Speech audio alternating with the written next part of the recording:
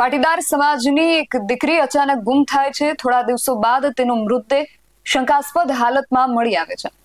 પરિવાર હત્યાની આશંકા વ્યક્ત કરે છે, જ્યારે પોસ્ટમોર્ટમ રિપોર્ટ કંઈક અલગ જ સામે આવે છે.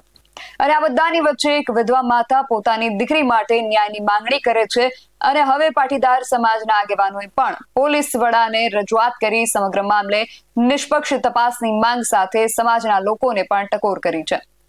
મહેસાણા જિલ્લાના રામોસણા ગામમાંથી સામે આવેલી આ ઘટના વિશે વિગતે વાત કરીએ આ અહેવાલમાં. જય હિન્દ BSI ટીવી ન્યૂઝ પર આપની સાથે હું છું નિધિ ગઢવી.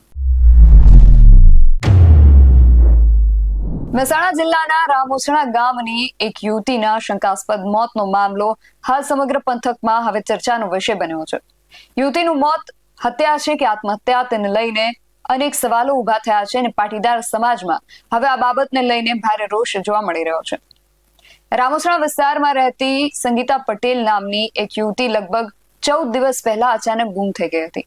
પરિવારજનોએ તેની શોધખોળ શરૂ કરી, પરંતુ 2 દિવસ પછી બુટ્ટા પાલડી ગામના નજીક જે તળાવ આવેલું હતું એ તળાવમાંથી આ યુવતીનો મૃતદેહ મળી આવ્યો. મૃતદેહ શંકાસ્પદ હાલતમાં મળતા સમગ્ર વિસ્તારમાં ચકચાર મચી ગઈ હતી. પરિવાર અને સામાજિક આગેવાનોનો એવો આક્ષેપ છે કે યુવતીના શરીર પર ઈજાના નિશાન જોવા મળ્યા હતા અને સમગ્ર ઘટના જે છે એ હત્યા તરફ ઇશારો કરે છે. એમનું એવું કહેવું છે કે આ કેસમાં હત્યાનો ગુનો નોંધાય અને ઊંડાણપૂર્વક તપાસ થવી જોઈએ. તો બીજી તરફ પોલીસ દ્વારા કરવામાં આવેલા PM રિપોર્ટમાં યુવતીનું મોત પાણીમાં ડૂબી જવાથી થયું હોવાનું સામે આવ્યું છે. જો કે આ રિપોર્ટ બાદ પણ અનેક પ્રશ્નો હજુ પણ યથાવત રહ્યા છે. મૃતક યુવતીની જે માતા છે સવિતાબેન પટેલ, જે વિધવા છે, તેમણે મીડિયા સમક્ષ પોતાની વ્યથા વ્યક્ત કરી હતી અને દીકરીને ન્યાય આપવાની માંગણી કરી હતી. પરિવારજનોનો એવો આક્ષેપ છે કે ઘટનાની ગંભીરતા હોવા છતાં હજુ સુધી એમની જે ફરિયાદ છે એ મુજબ કાર્યવાહી કરવામાં નથી આવી. અને સમગ્ર મામલાને લઈને પાટીદાર અગ્રણી વરુણ પટેલે પણ મહેસાણા જિલ્લા પોલીસ વડાને રૂબરૂ મળીને રજૂઆત કરી છે અને તેમણે પોલીસ પાસે નિષ્પક્ષ અને સઘન તપાસની માંગણી કરી છે. અને વરુણ પટેલ જ્યારે આ યુવતીની માતાને મળવા માટે પહોંચ્યા હતા ત્યારે ત્યાંથી તેમણે સમાજ જોગ એક સંદેશ પણ આપ્યો હતો. વરુણ પટેલને સાંભળીએ તેઓએ ત્યાં ઘટના સ્થળે પહોંચીને ત્યાંથી શું કહ્યું છે.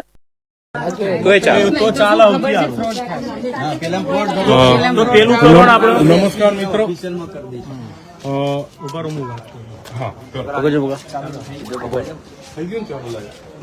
મહેસાણાની જે દીકરીની હત્યા થઈ હતી એના પરિવારની મુલાકાત અમારા આંદોલનકારીઓની ટીમ લીધી હતી. વરુણભાઈ, પૂર્વીનભાઈ, ગીતાબેન, સુરેશભાઈ, જયદેવસિંહ, તમામ આંદોલનકારીઓએ તો ઘરની જે પરિસ્થિતિ જોઈ તો અત્યંત નાજુક પરિસ્થિતિ હતી.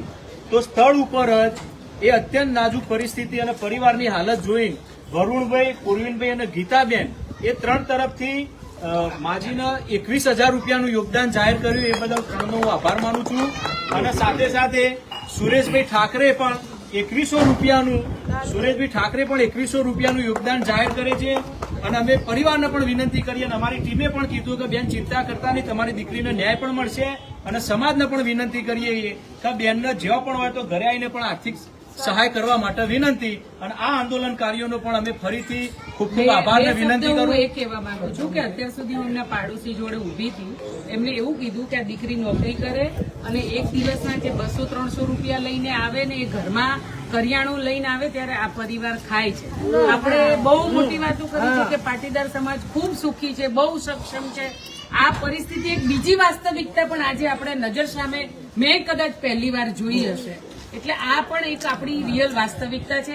જ્યારે લાખો કરોડોના દાન દઈ અને શાલો ઓઢાય છે અને એક આ બીજી વરવી વાસ્તવિકતા પણ આજે આ દેખાય છે. તો હું આપ સૌને વિનંતી કરું છું, મારો અવાજ જ્યાં સુધી જાય ત્યાં સુધી, આ એક બા તરીકે મને પણ ખૂબ દુઃખ લાગ્યું છે કે એના ઘરની દીકરી એને ગુમાવી છે. તો જેને દીકરી ગુમાવી હોય એને દુઃખની વ્યથા એ જ સમજી શકે. પણ એ દીકરીને એના પરિવારને ખૂબ જરૂર છે. તો આપ મન મૂકીને એ પરિવારને મદદ કરજો. એમનું બેંક એકાઉન્ટ ખોલવાની બેંક એકાઉન્ટ પણ એમનું એક્ટિવેટ છે કે નહીં ખબર નથી, એટલે અમે કેશ સહાય કરી દે. અને સતીશભાઈને અને સુરેશભાઈને દર્શનભાઈને જો અમે જવાબદારી સોંપી હતી, વકીલ સાહેબને ચાવડા સાહેબને જવાબદારી સોંપી હતી કે એમનું બેંક એકાઉન્ટ ના હોય તો એમનું બેંક એકાઉન્ટ ખોલી દે, UPI કોડ જનરેટ કરી દે. અને ત્યાં સુધી કોઈને પણ સહાય કરવી હોય તો આ પરિવારને આવી અને કેશમાં પણ સહાય કરી શકો છો કે બીજી કોઈ પણ રીતે સહાય કરવી હોય તો કરી શકો છો. હું પાટીદાર સમાજને ફરીથી ખાસ કરીને 2 હાથ જોડીને વિનંતી કરું છું કે ખાલી સંમેલનો, ઊંચા શિખરો, ઊંચા મંદિરો અને કરોડો રૂપિયાની નેતાને રાજી કરવા માટે જે સભાઓ આપણે કરીએ છીએ એની જગ્યાએ આવા પરિવારને કરોડો રૂપિયા આપવામાં આવે, આવા લાખો પરિવારને, તો એ સાચી સમાજ સેવા હશે. અમે અમારી શક્તિ પ્રમાણે, મેં પૂર્વીનભાઈએ, ગીતાબેને, દર્શનભાઈએ, સુરેશભાઈએ બધાએ સહાય કરવાની શરૂઆત કરી દે તો સમાજના આગેવાનોને ફરીથી બે હાથ જોડીને વિનંતી છે, સમાજને ફરીથી વિનંતી છે, આ પરિવારની ઘરની એકવાર હું તમને દશા બતાવવા માંગુ છું. આ છે આ પરિવારની સ્થિતિ, આ છે આ પરિવારનું ઘર, આ છે આ એક વિકલાંગ ભાઈ અને એક જ કમાનાર દીકરીની નિર્દયતાપૂર્વક હત્યા કરવામાં આવે, હત્યાની ફરિયાદ નથી લખવામાં આવતી. ચલો એ બધું તો અમે કરી લઈએ છીએ, પણ આ ભાઈ અને એક માતાનો આધાર આ દીકરી હતી, તો એમની દીકરી ગઈ, એ દીકરીની જગ્યાએ આપણે લોકો એ દીકરીની ફરજ પૂરી કરી. એ જ અભ્યર્થના અને પ્રાર્થના. આ ઘર ઉપર 3 લાખની લોન પણ બાકી છે, તો એ લોન પણ ભરીશું ને. આ ઘરે મોર્ગેજ છે, એટલે એ દિશામાં પણ ગામ રામોસણા ગામનો આ વાહ છે, સૌરભ સોસાયટી, અને આ બધા એમના પડોશીઓ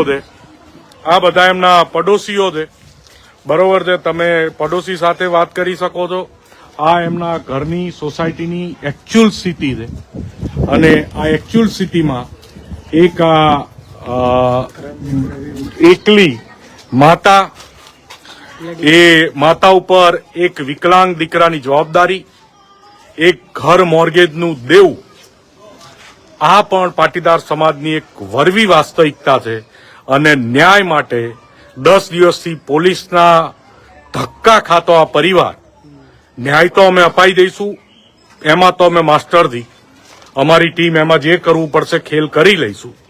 આર્થિક સહાયમાં અમે ટૂંકા છીએ, અમારી મર્યાદા છે, તેમ છતાંય અમારી મર્યાદામાં અમે બધાએ શરૂઆત કરી દે તો ગુજરાતમાંથી લાગતા વળગતા બધાએ આ પરિવારને સહાય કરે અને લાગણી દર્શાવે. 2 દિવસમાં બેંક એકાઉન્ટ ખોલાઈ અને અમારા સતીશભાઈ અને સુરેશભાઈ, તમને દર્શનભાઈ બધા ફરીથી સોશિયલ મીડિયાના માધ્યમથી, અને ખાસ આ આપણા વકીલ મિત્ર છે જયદેવસિંહ, આ આખા વિષયમાં આ જયદેવસિંહ એક પ્રાઇવેટ પ્રેક્ટિસ કરતા હતા, એમના ધ્યાને આખી ઘટના આવી.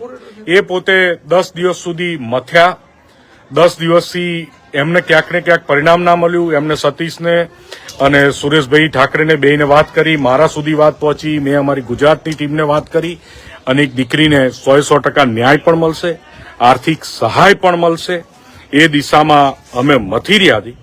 તો સમાજના આગેવાનો, સમાજના કહેવાતા શ્રેષ્ઠીઓ, અને ખાસ કરી અને મહેસાણાના સમાજ શ્રેષ્ઠીઓ, સમાજના આગેવાનો, તમારી જવાબદારી વિશેષ બને છે. આ પરિવારને કમસે કમ બીજું બધું અમે કરી લઈશું. તમે ખાલી આ બાને જોવો, અને આ એમના દીકરાને જોવો, આ દીકરાને જુઓ.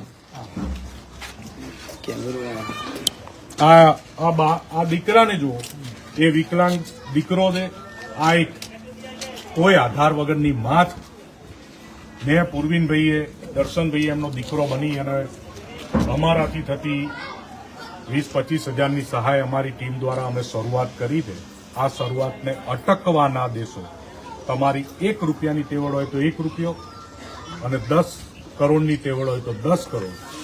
આ ઘર મોર્ગેજ છે, ઘર બેંક લઈ ના જાય, આ માનું ઘર ના જાય, અને માને એની દીકરી વગર જીવન નિર્વાહમાં તકલીફ ના પડે એટલી જ ખાલી વ્યવસ્થા કરવાની અમારી ટીમ તમને વિનંતી કરે છે. પહેલી વાર અમે ઇતિહાસમાં, આંદોલનના ઇતિહાસમાં, અમે 2015 થી અમે માગવા વાળા નહીં, અમે લડીને પડાઈ લેવા વાળા માણસો છીએ, પણ આ પરિવારની દશા જોઈ અને અમે 2 હાથ જોડી અને કગરીન સમાજના આગેવાનો જોડે ભીખ માગીએ છીએ કે એક જમણવાર ઓછો કરજો, એક સંમેલન ઓછું કરજો, મંદિરમાં એક પિલ્લર ઓછું નાખીને 10 ફૂટ કન્સ્ટ્રક્શન ઓછું કરજો, એક હોસ્ટેલનો રૂમ ઓછો બનાવજો.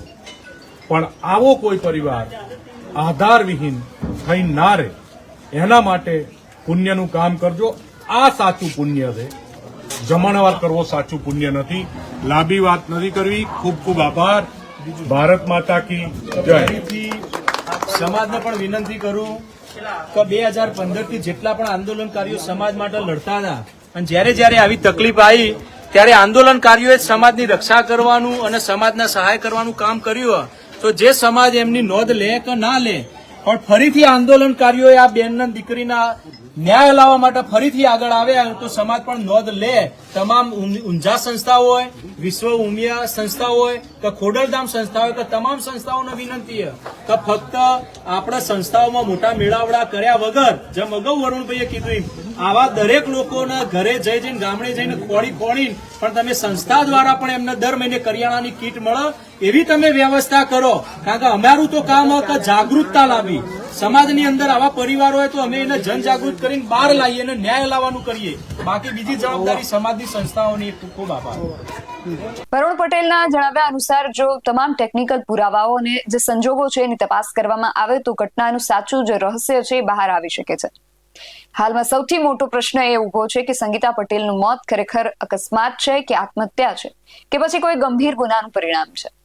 આ સવાલનો જવાબ હવે પોલીસ તપાસ અને ફોરેન્સિક પુરાવા ઉપર નિર્ભરતા રાખે છે. આ સમગ્ર ઘટનાને લઈને જે સ્થાનિક લોકો છે અને સમાજના આગેવાનો છે બધામાં રોષ જોવા મળી રહ્યો છે અને પીડિત પરિવારને વહેલી તકે ન્યાય મળે એવી માંગણી પણ ઉઠી રહી છે. એટલે હવે સૌની નજર જે છે પોલીસની આગામી કાર્યવાહી પર ટકેલી છે. શું આ તપાસમાં કોઈ નવા ખુલાસા થશે કે કેમ? શું આ પરિવારને ન્યાય મળશે કે કેમ? આ તમામ પ્રશ્નોના જવાબ હવે આવનારા દિવસોમાં સામે આવી શકે છે, કેમ કે આ માત્ર એક પરિવારનું નહીં પરંતુ સમાજમાં કાયદાની વ્યવસ્થાની જે પરિસ્થિતિ છે એના વિશ્વાસનો પણ એક પ્રશ્ન છે. તમારું આ પ્રશ્નને લઈને અને વરુણ પટેલ દ્વારા જે રજૂઆત કરવામાં આવી છે તેને લઈને શું માનવું છે અમને કમેન્ટ કરીને ચોક્કસથી જણાવજો. આવા જ વધુ અહેવાલો સાથે મળતા રહીશું. તમે મારી યુટ્યુબ ચેનલને સબસ્ક્રાઇબ કરવાનું અને અમને ફેસબુક અને ઇન્સ્ટાગ્રામ પર ફોલો કરવાનું ભૂલશો નહીં. બાકી અવનવી અપડેટ્સ માટે આપ જોતા રહો BSI TV ન્યૂઝ. નમસ્કાર.